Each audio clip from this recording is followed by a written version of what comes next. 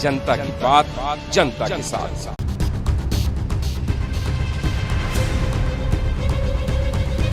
नादुरुस्त मालट्रकला दुचाकीची धडक, 2 तरुण ठार।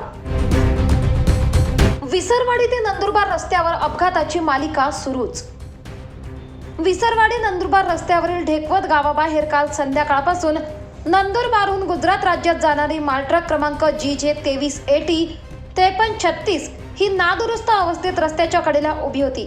रात्री 10 वाजेच्या सुमारास 2 तरुण आपली दुचाकी होंडा शाईन क्रमांक MH 39 AK 2594 घेऊन भरधाव वेगात येत असताना रात्रीच्या अंधारात त्यांना रस्त्यावर उभी असलेली नादुरुस्त मालट्रक व्यवस्थित दिसली नाही, म्हणून भरधाव वेगात येत असताना दुचाकीवरील नियंत्रण सुटल्याने मालट्रकला मागून जोरदार धडक दिल्याने दुचाकी स्वार परशुराम राजू मोरे आणि त्याचा मित्र दिनेश लालसिंग नाईक दोघे राहणार ढेकवत तालुका नंदुरबार हे जागीच ठार झाले।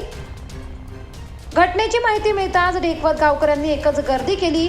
दोघे तरुण रक्तबंबाळ अवस्थेत पडलेले बघून नातेवाईक सुन्न पडून सर्वांचे अश्रू अनावर झाले।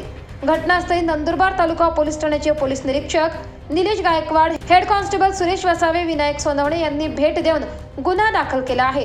पुढील तपास पोलीस करत आहेत। नवापूर लाईव्ह न्यूज साठी संजय वाणी, विसरवाडी।